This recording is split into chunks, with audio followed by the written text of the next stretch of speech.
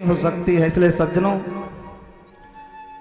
भगवान की झांकी का दर्शन करना है तो सुंदरता का, और भगवान से प्रार्थना करना है कि प्रभु भले ही तुम कितनों रूठे रहो लेकिन हम तुमको जरूर मना लेंगे। आप कितनों रूठो, आप कहीं भी हैं, लेकिन हम आपको मना लेंगे, हम आपको जरूर मना लेंगे। गुरु गोविंद विधाता ब्रह्मा ने,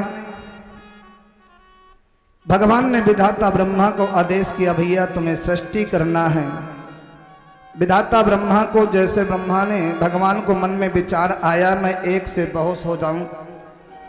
भगवान लेटे हुए हैं और उनको स्वप्न आया, चारों तरफ जल ही जल है। जल में भगवान जब लेटे हुए थे तो उनको मन में विचार आया मैं एक से बहुत बन जाऊं, एक से अनेक बन जाऊं। तो मन में विचार आया कि कैसे बनूं। इतना स्वप्न आया तो विधाता सुखदेव स्वामी कहते हैं, राजन, भगवान नारायण के नाभि में से कमल का पुष्प उत्पन्न हुआ। कमल का पुष्प जाकर के अनंत आकाश में खिल गया है। उसमें विधाता ब्रह्मा प्रकट हुए। विधाता ब्रह्मा को चारों तरफ देख रहे थे तो दिक्कत हो रही थी, चारों तरफ जल ही जल भरा हुआ था। विचार किया मेरा जन्म कहां से हुआ है। भगवान ने कृपा किया तो उनको भी चार मुख कर दिए। एक साथ विधाता ब्रह्मा चारों दिशा को देखने लग गए, चारों वेदों का पाठ एक साथ करने लग गए। लेकिन मन में भाव आया मैं कौन हूं, मेरा जन्म कहां से है। तो कमल की नार की जो तंतुल होती है वही में प्रवेश कर गए और वाके अंदर गए, नीचे गए, फिर ऊपर आए, फिर नीचे गए, फिर ऊपर आए। सैकड़ों बार, हजारों बार ऐसा किया, लेकिन ब्रह्मा को यह बात को पतो ना चली कि मैं जन्म मेरो कहां ते भयो। जैसे कहते ना क्या हुआ है, यह बात को भी पता नहीं चल कि मेरो जन्म कहां ते भयो है। तो जब पसीना पसीना है गए, दुखी है गए, तो उनको दो शब्द सुनाई दिए। कौन कौन से? 16वां शब्द और 21वां शब्द। ये जो वर्ण होते ना, क ख ग घ अंग, ये वर्ण होते हैं। तो 16वां है ता और 21वां है पा। ता पा ता पा। तुम तपस्या करो तब पता चलेगा कि तुम्हारा जन्म कहां पे है। विधाता ब्रह्मा ने 10,000 वर्ष तक तप कियो। 10,000 वर्ष। जब विधाता ब्रह्मा ने 10,000 वर्ष तक तपस्या करी है तो जरा याद करिए कि ब्रह्मा ने जब तप किया तब भगवान नारायण का दर्शन हुआ। नहीं तो दर्शन नहीं होता। जब तक हम तपस्या नहीं करेंगे तब तक भगवान को नहीं प्राप्त हो सकता, तब तक भगवान को हम प्राप्त नहीं कर सकते। बोलो जय श्री राधे। 10,000 वर्ष तपस्या करने के बाद भगवान नारायण का दर्शन हो गया। और भगवान नारायण ने विधाता ब्रह्मा को 4 श्लोकों में संपूर्ण भागवत सुनाई, जो 18,000 श्लोक हैं, वो 4 श्लोक। आइए जरा वो 4 श्लोक हम सुनते हैं कि अहमेवासमेवाग्रे नान्यद यद सद सत्परम पंचादंजने तच्च यो वसिष्येत सोऽस्म्यहम् ऋतेर्थं यत् प्रतीयेत न प्रतीयेत चात्मनि तद्विद्यादात्मनो माया यथा भासो यथा तमः यथा महन्ति भूतानि भूतेषु च स्वचेष्वनु प्रविष्टान्यप्रविष्टानि तथा तेषु न तेष्वहम् एतावदेव जिज्ञासं तत्त्वजिज्ञासुत्मनात्मनः अन्वयाव्यतिरेकभ्याम् यत्स्या सर्वत्र सर्वदा। भगवान कहते हैं चतुश्लोकी में कि संपूर्ण जगत में मैं ही हूं। और संपूर्ण जगत में जो मुझे देखने लग जाए, लेकिन माया का पर्दा ऐसा पड़ा है जो मुझे देखना असंभव है। चींटी को बनाने वाला मैं हूँ, हाथी को बनाने वाला मैं हूँ, लेकिन व्यक्ति के सामने काला पर्दा पड़ा हुआ है, इसलिए व्यक्ति समझ नहीं पाता, मेरी खोज करता रहता है। अहमेवा समयव अग्र, मैं समाया हुआ हूँ सबके अंदर, उसको तुम देखो, समझो तो सही, सर्वत्र मेरी माया है। और यदि आप भगवान से प्रेम करते हैं, विधाता ब्रह्मा को चतुश्लोकी भागवत सुनाई और भगवान ने कहा तुम सृष्टि करो। विधाता ब्रह्मा ने सुंदर सृष्टि का प्रादुर्भाव किया, रुद्रों की सृष्टि उत्पन्न किया, चारों तरफ रुद्र ही रुद्र हो गए। लेकिन जब रुद्र ज्यादा है गए, खाने के लिए मांगने लग गए, तो विधाता ब्रह्मा ने उनको मना कर दिया। विधाता ब्रह्मा ने 9 ऋषियों को उत्पन्न किया, नारद आदि जो 9 ऋषि हैं इनको उत्पन्न किया। इससे भी सृष्टि नहीं चली। इससे जब सृष्टि नहीं चले, एक उन्होंने छाया से एक पुत्र उत्पन्न किया जिसका नाम था करदम। करदम ऋषि से कहा कि अब तुम विवाह करो, मेरी सृष्टि में सहयोग करो। सो करदम ऋषि ने भी मना कर दिया, तपस्या करने के लिए चले गए। ब्रह्मा जी ने 4 पुत्रों को और जन्म दिया, जिनका नाम था सनत, सनंदन, सनत कुमार, संत। इन्होंने भी सृष्टि नहीं की। बोले बेटा जो बड़ा होता है उसे विवाह करना पड़ता है। सनत कुमार ने कहा पिताजी आज के बाद हम 5 वर्ष से 5.25 की कभी नहीं होंगे। छोटे छोटे हैं सनत कुमार जी, और सीधा नारायण के पास पहुंच जाते हैं, आकाश में विचरण करते हैं। हरि शरणम हरि शरणम हरि शरणम हरि शरणम, इस मंत्र का जाप करते हैं, सीधा ब्रह्मलोक पहुंच जाते हैं, गोलोक धाम पहुंच जाते हैं। इनको कोई रोकने वाला नहीं है। एक बार इन्होंने गए भगवान के यहाँ, तो भगवान के पार्षद थे जय और विजय। इन्होंने उनको जाने नहीं दिया, धक्का दे दिया। इन्होंने श्राप दे दिया, तुम ब्रह्म यहाँ आ गए हो वैकुंठ, तो तुम ये सोचते हो तुम्हारा पतन नहीं होगा, जाओ तुमको श्राप देते हैं, 3 जन्मों तक तुम राक्षस बनोगे। सनत कुमार ने श्राप दे दिया। तब तक भगवान दौड़ते हुए आए। भगवान ने तुरंत हाथ जोड़े, क्या बात है विप्र देवता, ब्राह्मण थे, महाराज क्षमा कर दीजिए। बोले इनको 3 जन्म तक राक्षस बनना होगा, इनका श्राप का विमोचन कैसे होगा, उद्धार कैसे होगा। तब उन्होंने कहा 3 जन्म तक तुमको मनुष्य रूप धारण करना पड़ेगा। भगवान विधाता नारायण ने, विधाता ब्रह्मा ने भगवान का चिंतन किया, प्रभु आपने मुझे सृष्टि करने का उपदेश तो किया, लेकिन पृथ्वी नहीं है तो मैं सृष्टि कैसे करूं। विधाता ब्रह्मा ने चिंतन किया, और चिंतन करते करते करते ब्रह्मा को जोर से छींक आ गई। जैसे विधाता ब्रह्मा को जोर से छींक आई, तो उनके नासिका में से छोटा सा बराह का रूप लेकर के भगवान प्रकट हो गए, छोटा सा रूप लेकर के। जैसे छींक आई सो बराह भगवान प्रकट हो गए, और देखते देखते विकराल उनका रूप हो गया। बोलिए बाराह भगवान की। संध्या के समय 4 कर्म नहीं करना चाहिए। कौन कौन से?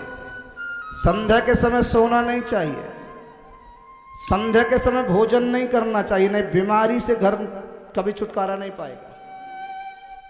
सोना नहीं चाहिए, पढ़ोगे तो विद्या भूल जाएगी। मैथुन दुष्ट संतान जायते, दिति ने यही गलती करी थी। संध्या के समय भगवान शंकर विचरण करते, उस समय यदि हम संतान उत्पन्न होगी तो वो राक्षस होगी, याद रखना।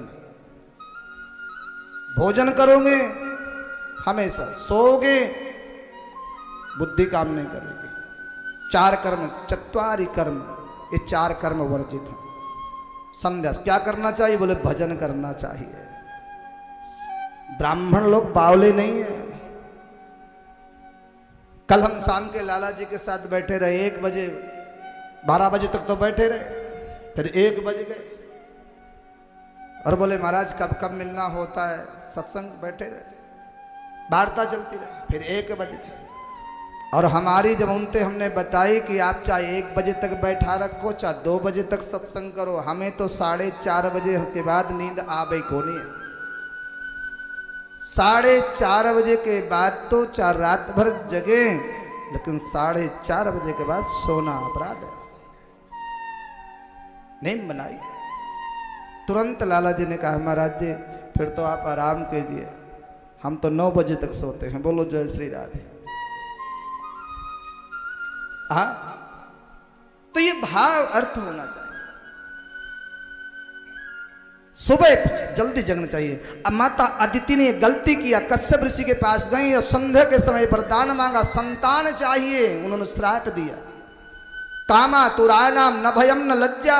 कामी व्यक्ति को न भय होती न लज्जा होती। कामा तुरानाम न भयम न लज्जा। कामी व्यक्ति को न भय होती न लज्जा होती। लेकिन उन्होंने श्राप दिया। इन्होंने 2 पुत्रों को जन्म दिया, हिरण्याक्ष और हिरण्यकश्यप। आप विकराल इनका रूप। लेकिन कश्यप जी से प्रार्थना किया, महाराज मैं अपने बेटे को राक्षस नहीं बनाना चाहती।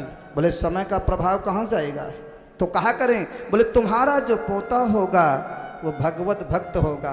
प्रहलाद जी महाराज का इशारा किया, उसके भक्ति से भगवान का प्रकट होगा। लेकिन तुम्हारे पुत्रों का जो कल्याण होगा भगवान के हाथों होगा। ये वरदान दिया। तो सज्जनों जैसे बारह भगवान प्रकट हुए तो उन्होंने जो समुद्र की तरफ गए, पृथ्वी रसातल में थी और पृथ्वी को लेकर के आ रहे थे। रास्ते में वो हिरण्याक्ष मिल गए। हिरण्याक्ष गदा लेके जा रहा था। रास्ते में नारद जी महाराज घूम रहे थे।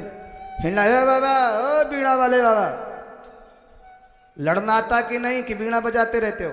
सो नारद जी ने कहा, श्री कृष्ण गोविंद हरे मुरारी, हे नाथ नारायण वासुदेव। भैया हमें तो कीर्तन करना आवे, लड़ने तो आवे ना। बोले लेकिन तुमको तो लड़ना पड़ेगा। बोले क्यों लड़ना पड़ेगा? बोले मेरी बाजू में खुजली हो रही है। काऊ काऊ को लड़ने को शौक हो गए।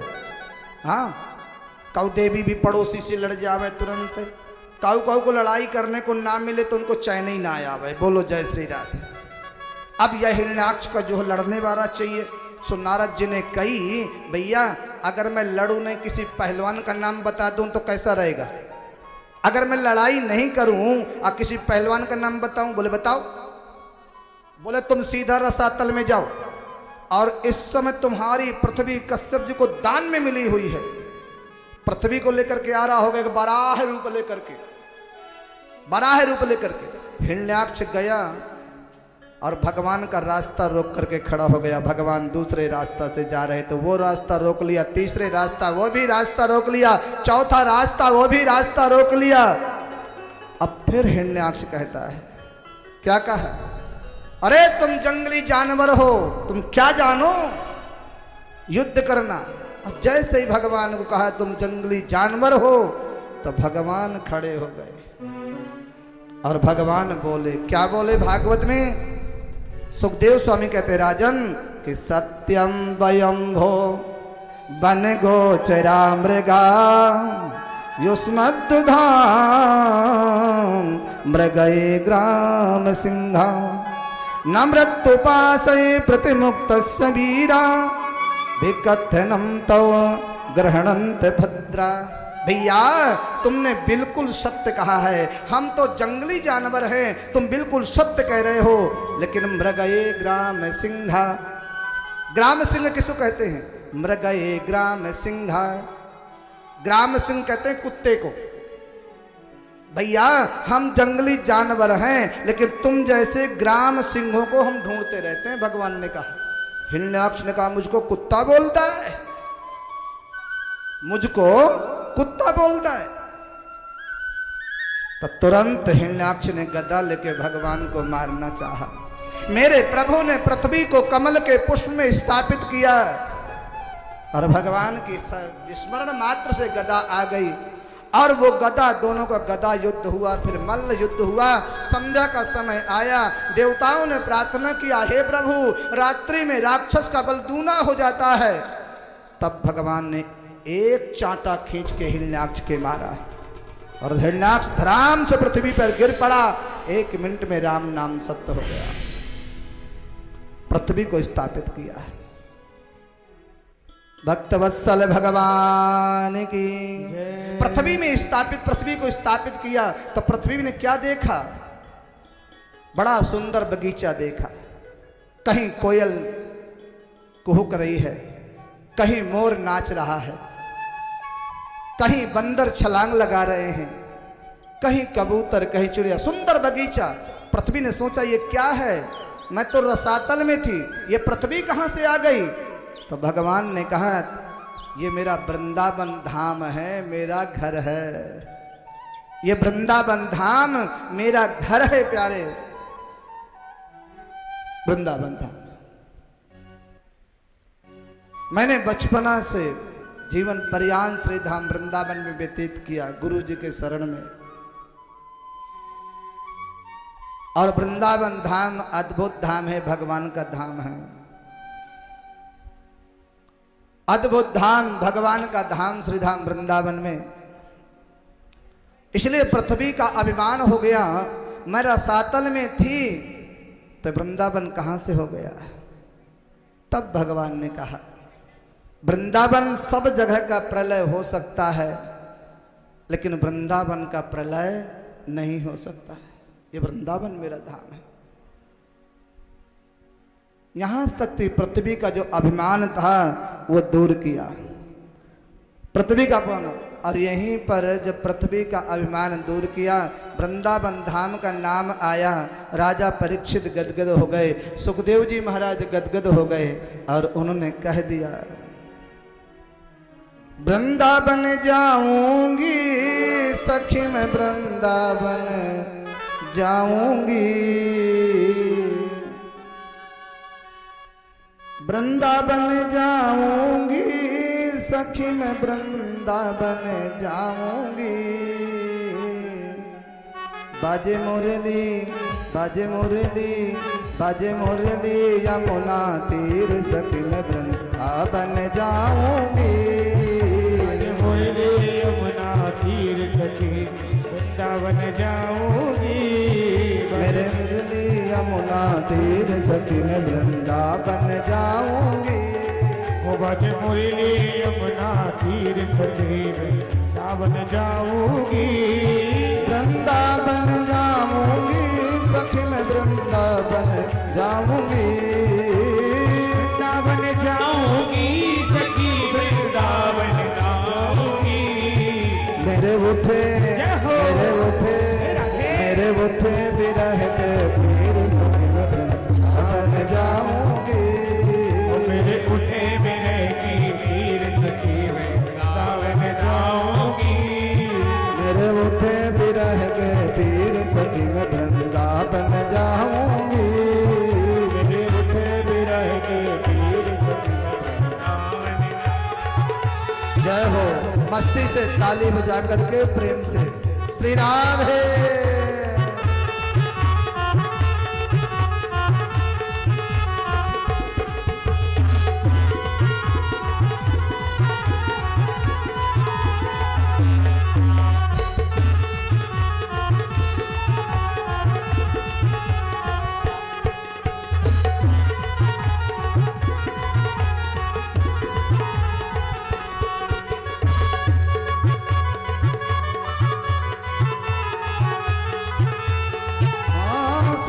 सलोनी सूरत की दीवानी हो गई, श्याम सलोनी सूरत की दीवानी हो गई। श्याम सलोनी सूरत की दीवानी हो गई। श्याम सलोनी सूरत की दीवानी हो गई। मैं कैसे, मैं कैसे, मैं कैसे धारो धीर सखी, मैं वृंदावन जाऊंगी। मैं कैसे धारो धीर सखी, वृंदावन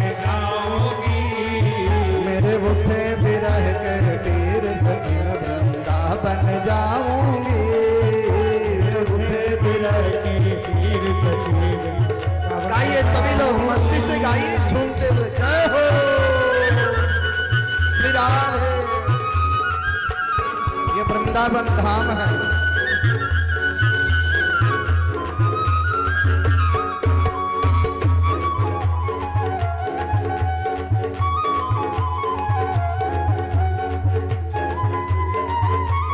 श्री राधे।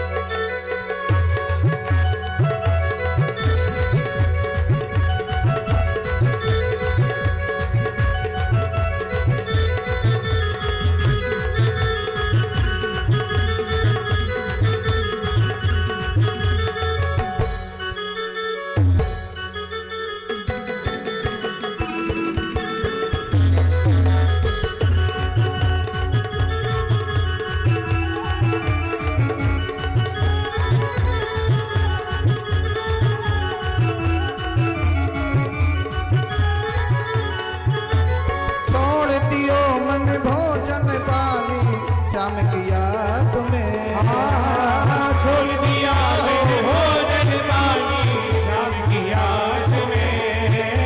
ये गोपियों का भाव था। और आप लोग कम से कम भगवान के उत्सव में भाव दिखाया करें। गोपियों ने तो अन्न जल पानी सब कुछ छोड़ देते थे जब जिस दिन भगवान का दर्शन नहीं होता, सब छोड़ दिया मैंने भोजन पानी, श्याम किया तुम्हें। छोड़ दिया मैंने भोजन पानी, श्याम किया तुम्हें। मेरे नयनन बरसे नीर सखी बन जाऊंगी। भज मुरली यमुना तीर सखी वृंदावन जाऊंगी। वृंदावन जाऊंगी सखी वृंदावन जाऊंगी। वृंदावन जाऊंगी सखी वृंदावन जाऊंगी। बज मुरली बज मुरली बज मुरली यमुना तीर सखी वृंदावन जाऊंगी।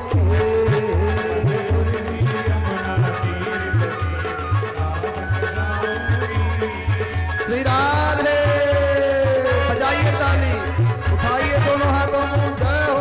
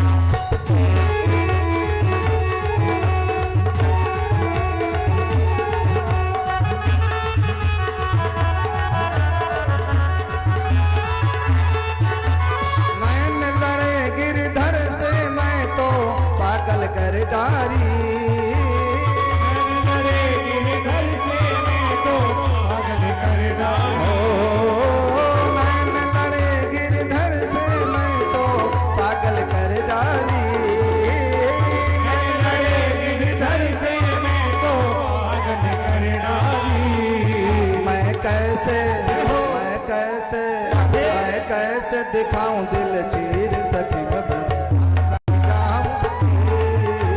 कैसे दिखाऊं दिल चीर सखी वृंदावन जाऊंगी। वृंदावन जाऊंगी सखी वृंदावन जाऊंगी। वृंदावन जाऊंगी जय हो। वृंदावन जाऊंगी। मेरे उठे बिरह के पीर सखी वृंदावन जाऊंगी। गाइए सभी लोग। वृंदावन जाऊंगी। मेरे नयनन बरसे नीर सखी वृंदावन जाऊंगी। मेरे नयनन बरसे नीर सखी वृंदावन जाऊंगी। बोलिए वृंदावन बिहारी लाल की हो।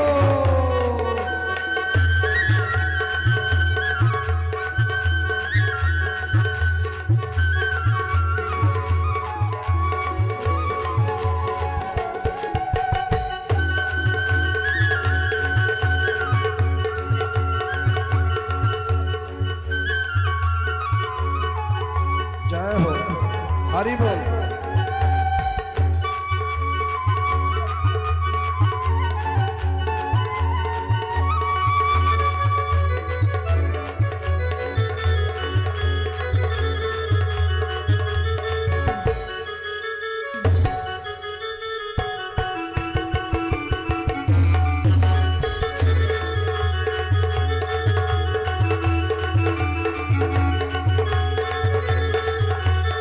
वृंदावन जाऊंगी सखी बरसाने जाऊंगी।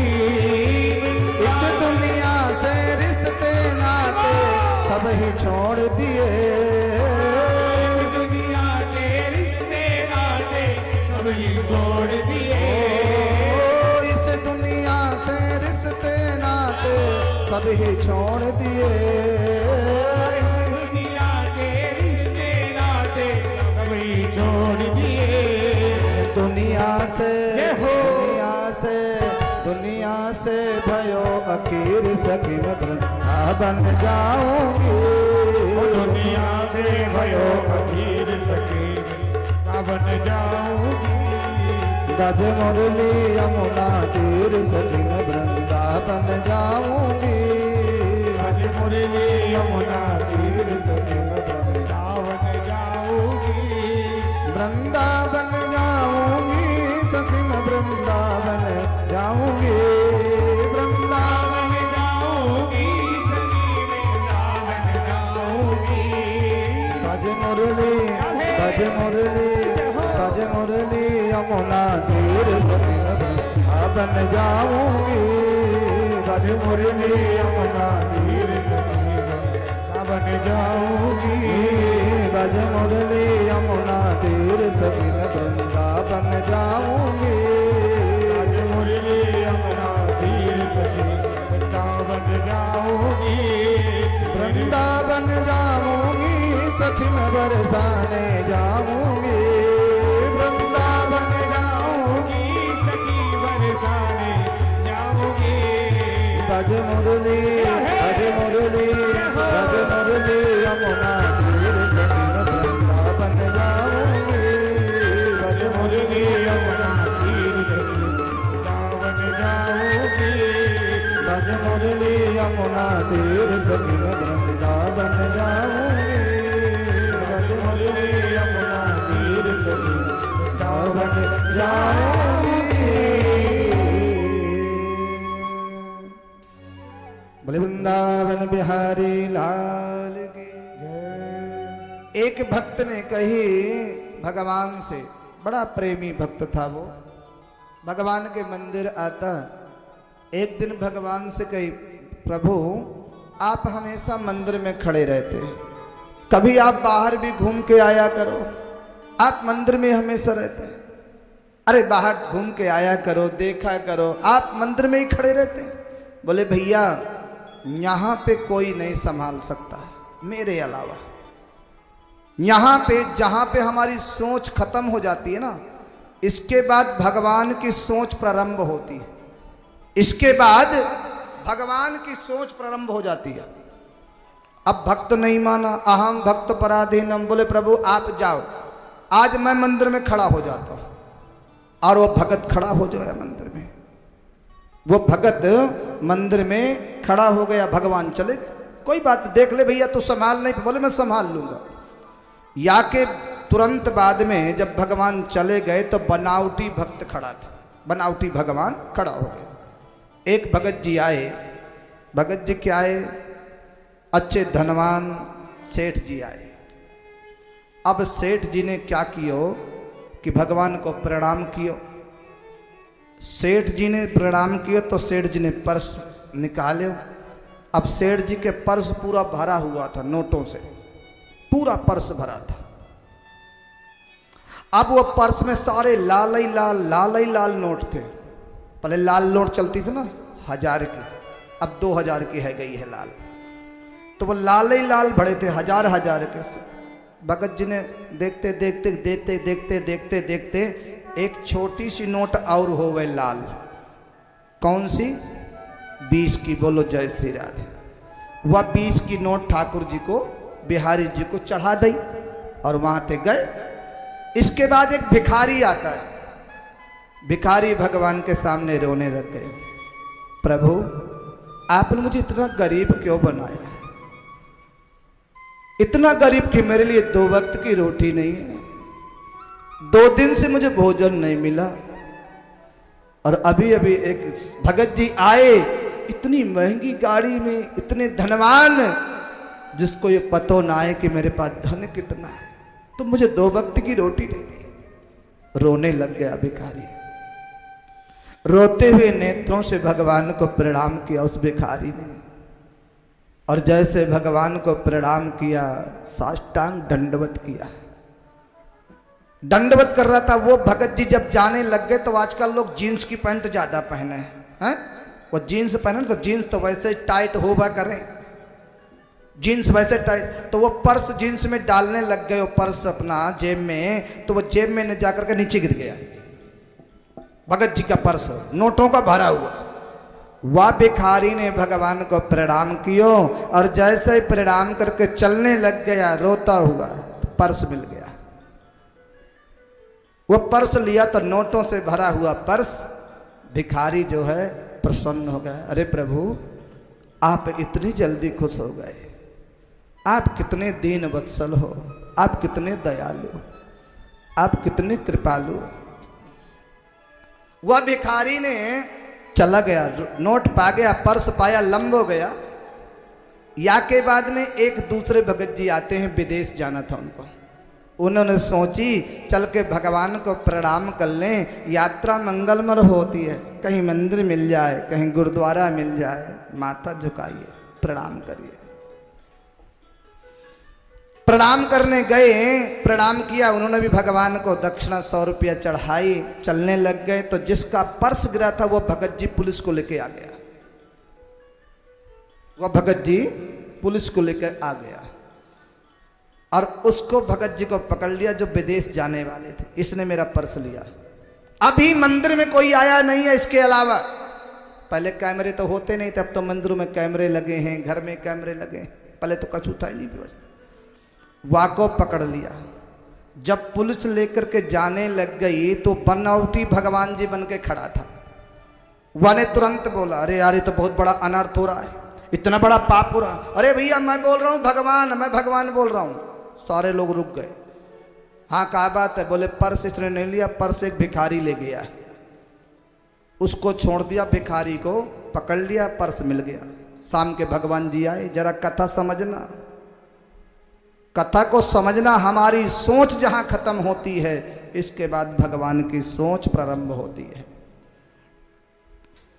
भगवान आए, भैया ठीक रहा? अरे प्रभु बिल्कुल ठीक रहा, लेकिन एक ऐसी समस्या आई कि वह समस्या को मैंने मुश्किल से निपटाया। क्या हुआ?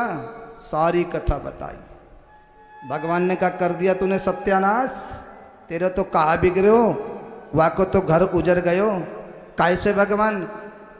बोले जाको मैंने पर्स गिराया था, वो बहुत कंजूस है, बोलो जय श्री राधे। जिसका मैंने पर्स गिराया था उसके पास अरबों की खरबों की संपत्ति है, कछु पता नहीं कितनी संपत्ति है, लेकिन कभी उसने दान नहीं किया।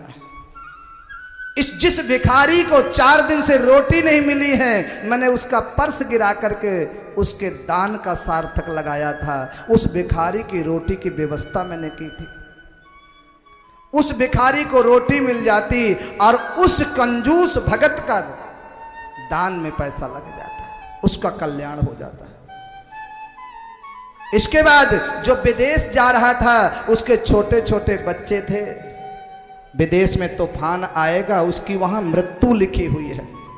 मैं सोचा इसको जेल में 2 दिन के लिए बंद हो जाएगा तो इसकी बच्चे अनाथ होने से बच जाएंगे। 2 दिन के लिए कलंक ही सही, जेल चला जाएगा, लेकिन बच्चे अनाथ तो नहीं होते।